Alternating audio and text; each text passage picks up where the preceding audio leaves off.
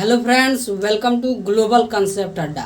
आज से हम लोग भूगोल का एक सीरीज स्टार्ट कर रहे हैं, जिसमें सबसे पहले भारत की भूगोल को समाप्त करेंगे, फिर हम लोग वर्ल्ड ज्योग्राफी और आफ्टर दैट बिहार के भूगोल को डिस्कस करेंगे। यह पूरा सीरीज बहुत ही अमेजिंग होने वाला है, क्योंकि सारे सीरीज में हम लोग मैप को बना के उसके थ्रू डिस्कशन करने वाले हैं। तो सबसे पहले हम देख लेते हैं कि भारत के भूगोल में किन किन टॉपिक को डिस्कस करने वाले।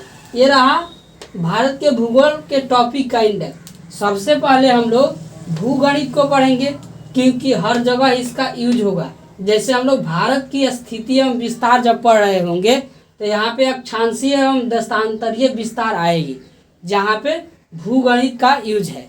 फिर हम लोग पढ़ेंगे भारत का सामान्य परिचय। सामान्य परिचय में भारत का स्थलीय तटीय सीमा, किन किन राज्यों से, किन किन देशों से कितने कितने किलोमीटर लगता है, सबको डिस्कस करने वाले हैं। फिर पढ़ेंगे भारत के भौगोलिक प्रदेश। फिर उसके बाद अपवाह तंत्र को पढ़ने वाले हैं। अपवाह तंत्र में जितनी भी नदियां हैं सबको अलग अलग पढ़ने वाले हैं पूरे डिटेल से। उसके बाद भारत की जलवायु, मृदा, कृषि, वन्य एवं वन्य जीव, खनिज, उद्योग और अंततः परिवहन को पढ़ने वाले हैं। अगर कोई टॉपिक छूट रहा होगा तो कमेंट सेक्शन में कमेंट करके ज़रूर बताइएगा, उसको भी हम लोग डिस्कस करेंगे। साथ ही किसी पार्टिकुलर टॉपिक पर वीडियो चाहिए तो कमेंट सेक्शन में ज़रूर कमेंट कीजिएगा। हर वीडियो के अंत में हम लोग क्वेश्चन का क्विज करने वाले हैं, जिसका आंसर आप लोगों को डिस्क्रिप्शन बॉक्स में दे। तो चलिए, सबसे पहले हमारा आज का पहला टॉपिक है जो है भूगणित। तो भूगणित को पहले हम देखते हैं कि भूगणित का जनक किसे कहा जाता है। इरास्टोथनीज को भूगणित का जनक कहा जाता है, फादर ऑफ जियोडेंसी कहा जाता है। और भूगणित में हम लोग किन किन चीज़ों को पढ़ेंगे, तो भूगणित में हम लोग अक्षांश एवं देशांतर को पढ़ने वाले हैं। अक्षांश और देशांतर का क्या यूज है, तो किसी भी स्थान का स्थिति निर्धारित करने के लिए हम भूगणित में अक्षांश और देशांतर को पढ़ते हैं। तो चलिए हम देखते हैं। सबसे पहले अक्षांश एवं अक्षांश रेखाएं क्या है। इसको जानने से पहले हमें एक और चीज़ जानना पड़ेगा, भूमध्य रेखा के बारे में। ये भूमध्य रेखा क्या है, देखिए भूमध्य रेखा क्या है, पृथ्वी के बीचों बीच से गुजरने वाली एक काल्पनिक रेखा है। यानी कि कल्पना की जाती है कि पृथ्वी के बीचों बीच से एक रेखा गुजरता है, जिसको भूमध्य रेखा या विषुवत रेखा या इसी को इक्वेटर कहा जाता है, या फिर इसी को 0 डिग्री अक्षांश भी कहा जाता है, जो यहाँ पे हम दिखाए हैं। ठीक है, ये क्या है, बीचों बीच में गुजरता है और पृथ्वी को 2 गोलार्धों में बांटता है।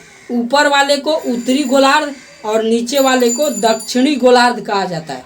आई होप यहाँ तक क्लियर हो गया होगा। अब आगे बढ़ते हैं और देखते हैं कि अक्षांश क्या है। भूमध्य रेखा से किसी स्थान का कोणीय मान अक्षांश कहलाता है। जैसे मान लीजिए एक बिंदु है, एक स्थान है, यहाँ से भूमध्य रेखा पर एक कोणीय, यहाँ पे भूमध्य रेखा पे एक कोण बन रहा है जिसका मान 10 डिग्री है, तो इसी को कहा जाएगा 10 डिग्री अक्षांश। वैसे यहाँ पे अगर इसको यहाँ से मिलाए तो यहाँ पे एक कोण बनेगा जो 30 डिग्री का है, तो इसको कहेंगे कि यह 30 डिग्री अक्षांश है। अब अक्षांश रेखा क्या होता है, किसी भी 2 समान अक्षांशों को मिलाने वाली जो रेखाखंड है उसी को हम लोग अक्षांश रेखा कहते हैं। जैसे यहाँ का 10 डिग्री अक्षांश और यहाँ का 10 डिग्री अक्षांश, दोनों को ये जो रेखा मिला रही है इसी को हम लोग कहेंगे अक्षांश रेखा है। जैसे यहाँ पे मान लीजिए 30 डिग्री इधर अक्षांश और 30 डिग्री यहाँ पे अक्षांश, दोनों को जो मिलाने वाली रेखा है ये, यही क्या कहलाएगा, 30 डिग्री अक्षांश रेखा कहलाएगा। देखिए 2 अक्षांशों के मध्य के क्षेत्र को क्या कहा जाता है, जोन या कटिबंध कहा जाता है। जोन या कटिबंध कहा जाता है। ठीक है, इसको हम आगे देखेंगे।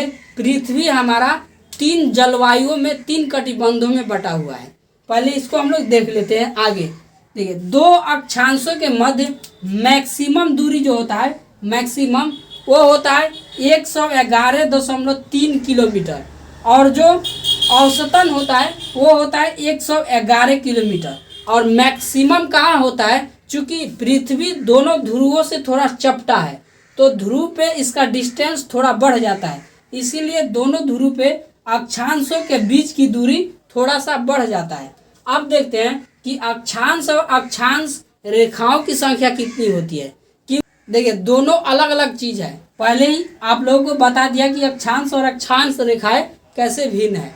देखिए अक्षांशों की संख्या कितनी होती है, चूंकि मान लीजिए यहाँ से हम 1 डिग्री से स्टार्ट करें तो यहाँ 90 डिग्री तक आएंगे, तो हमारा टोटल अक्षांश कितना हो गया 90। वैसे ही निचले वाले गोलार्ध में भी यहाँ से यहाँ तक आएंगे तो 90 ये हो गया, तथा साथ ही साथ ये जो 0 डिग्री है ये भी एक अक्षांश है, तो ये एक और ऐड करेंगे, जब टोटल हम जोड़ेंगे तो हमारा कितना आ जाएगा 181। तो अक्षांश अगर पूछे तो हमारा हो जाएगा 181।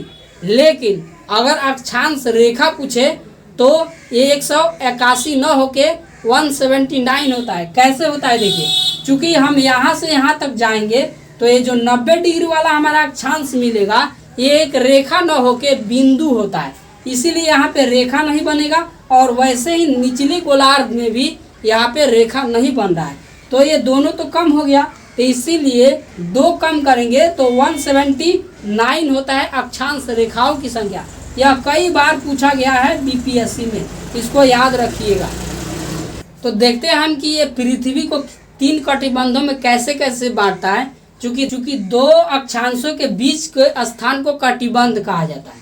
तो देखिए 2 गोलार्ध है, भूमध्य रेखा पृथ्वी को 2 गोलार्ध में बांटता है। तो यहाँ पे मान लीजिए भूमध्य रेखा है, जहाँ से ऊपर की ओर उत्तरी गोलार्ध और नीचे की ओर दक्षिणी गोलार्ध है। तो यहाँ से नीचे 23.5 डिग्री अक्षांश रेखा को हम लोग मकर रेखा कहते हैं, और वैसे ही यहाँ से ऊपर 23.5 डिग्री अक्षांश को हम लोग कर्क रेखा कहते हैं। इसको जब हम भारत का स्थिति और विस्तार देख रहे होंगे तब इसको डिटेल में डिस्कस करेंगे, ठीक है।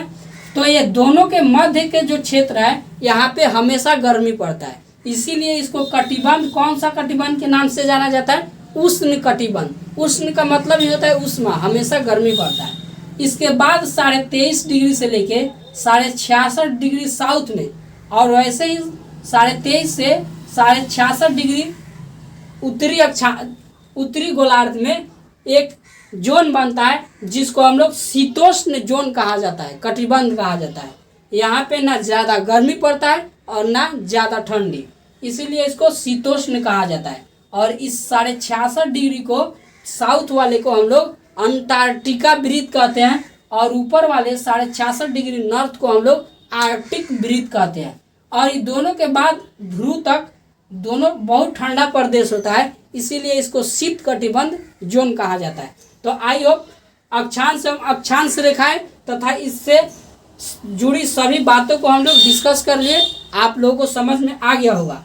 अब चलते हैं, हम लोग आगे बढ़ते हैं और देखते हैं कि देशांतर एवं देशांतर रेखाएं क्या होती है। इसको भी जानने से पहले सबसे पहले हमें एक लाइन के बारे में जानना होगा जिसको हम लोग 0 डिग्री देशांतर या फिर इसको ग्रीनविच लाइन कहते हैं।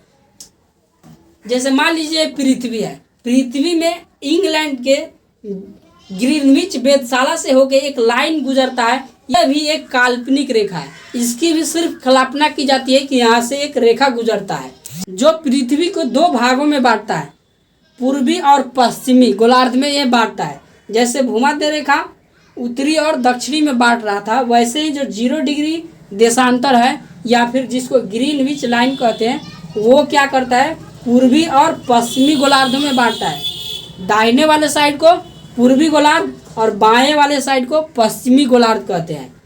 तो चलिए हम देखते हैं कि देशांतर रेखाएं क्या होती है। तो ग्रीनविच लाइन से किसी भी स्थान का कोणीय मान जो होता है उसको हम लोग क्या कहते हैं, देशांतर रेखा देशांतर कहते हैं। और 2 समान देशांतरों को मिलाने वाली जो रेखा होती है उसको देशांतर रेखा कहते हैं। तो आई होप देशांतर एवं देशांतर रेखा क्लियर हो गई होगी।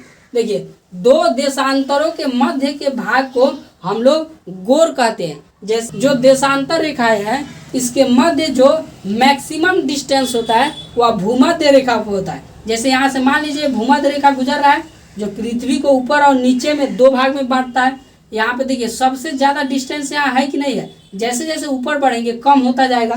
तो ज़्यादा मैक्सिमम दूरी भूमध्य रेखा पे होता है कितना किलोमीटर, 111.32 किलोमीटर होता है। और सबसे कम न्यूनतम ध्रुव पे होता है। जैसे जैसे आगे बढ़ रहा है कम हो रहा है। और कितना होता है तो 0 किलोमीटर होता है।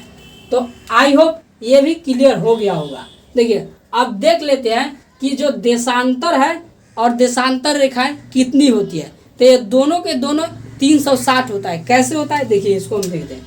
मान लीजिए यहाँ से 1 डिग्री से शुरू होता है और 180 डिग्री तक आता है। तो ये कितना हो गया हमारा 180 पश्चिमी गोलार्ध में। वैसे ही जब पूर्वी गोलार्ध में जाएंगे तो 1 से शुरू होकर 180 तक आएगा। तो यहाँ भी 180 हो गया। ठीक है। एक जो 0 डिग्री वाला है ये भी तो एक है, तो एक ये हो गया।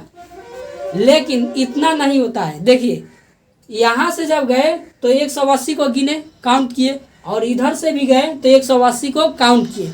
तो यह 180 2 बार काउंट हो गया।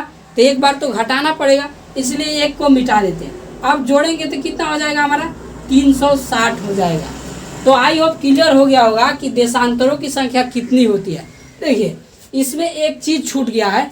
जितने भी अक्षांश रेखाएं हैं यह एक पूर्ण वृत्त के रूप में होता है। कैसे देखिए, जैसे मान लीजिए एक पृथ्वी है। अगर यहाँ से शुरू करेंगे स्टार्ट, ऐसे ऐसे घूम के आएंगे और यहाँ तक फिर आके पहुँच जाएंगे। तो ऐसे ऐसे जब चलेंगे हम तो एक पूरा वृत्त के रूप में सर्कल बन रहा है कि नहीं बन रहा है। तो एक संपूर्ण वृत्त के रूप होता है। और ये वृत्त जो होता है भूमध्य रेखा से ध्रुव की ओर बढ़ने पर इस वृत्त की साइज घटती जाती है। कैसे देखिए, यहाँ से जैसे जैसे बढ़ेंगे यहाँ पे आएंगे तो इतना छोटा बनेगा, यहाँ आएंगे तो इतना छोटा। और एक समय ऐसा आता है जो 90 डिग्री पर तो कोई वृत्त ही नहीं बन के बिंदु सिर्फ रह जाता है।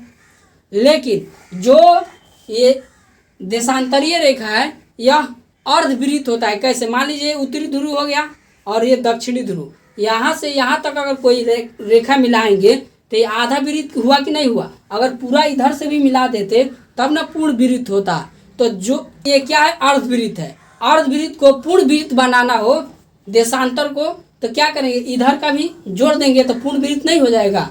तो कैसे निकालेंगे, जैसे मान लीजिए दिया है 5 डिग्री वेस्ट, 5 डिग्री पश्चिमी देशांतर दिया है।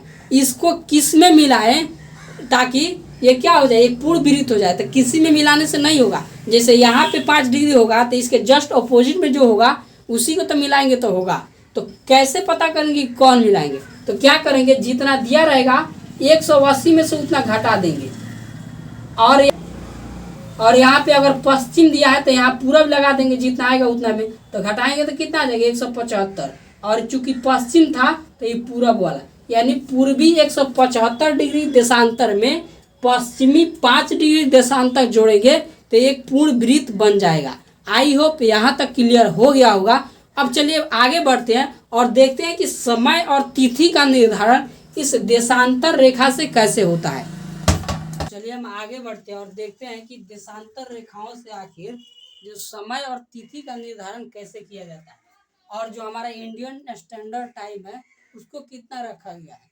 तो चूंकि देखिए पृथ्वी पूरा एक चक्कर सूर्य को लगाने में कितना डिग्री घूमता है, एक सर्कल कितना डिग्री का कोण बनाता है 360 डिग्री का। तो 360 डिग्री घूमने में चूंकि इसको 24 घंटा लगता है। तो इसीलिए 1 डिग्री अगर घुमाना होगा तो क्या करेंगे 360 से 24 में भागा करेंगे। तो चूंकि 24 घंटा में है, इसको अगर मिनट में बदलना होगा तो 60 से गुना करेंगे और 360 से भागा करेंगे तो कितना आ जाएगा हमारा 4 आएगा। यानी कि 1 डिग्री घूमने में कितना मिनट लगता है, 4 मिनट लगता है। पृथ्वी को 1 डिग्री घूमने में 4 मिनट लगता है। यहाँ से मान लीजिए सूर्य यहाँ से स्टार्ट किया और ऐसे ऐसे ऐसे ऐसे चलना शुरू किया, फिर जाके यहाँ पे खत्म हुआ।